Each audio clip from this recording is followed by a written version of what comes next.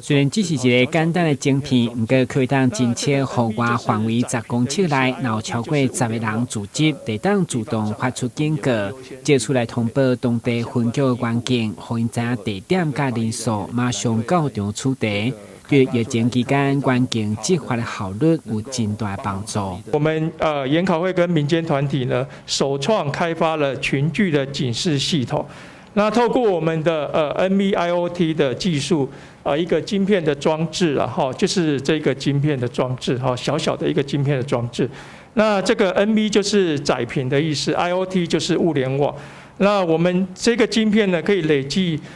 手机蓝牙讯号，那计算出群聚的人数所以当10个人在户外，在方圆10公尺内呢群聚的时候，系统会自动传LINE的简讯给警察。那在附近的警察就可以去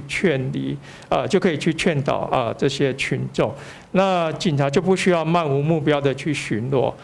这款户外组织的警示系统是市府研考会甲民间团体合作开发，除了增加警察执法的效率，减轻人力负担，重要的是当达到降低人群聚集，而且无资讯安全的顾虑，已经成为全国首创。跟许多科技厂商来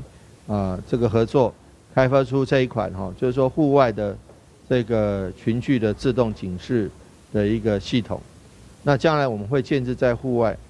那如果有碰到超过，而且这个群聚的人数是可以调整的那如果现在是户外10人，那如果在10公尺内的距离有10个人的话，那它就会自动这个来警示怎么警示呢？会告知我们派出所内的这个员警，然后这个员警就可以出门，知道说他的定位在哪里，就可以去执行取缔的这个工作。根据了解，目前台南市已经设置水平公园等10大容易人潮聚集的所在来试办，希望用智慧科技来辅助防疫，而且市民确实遵守规定，尽量减少无必要的外出，避免聚集感染。但新闻馆及林根采访报道。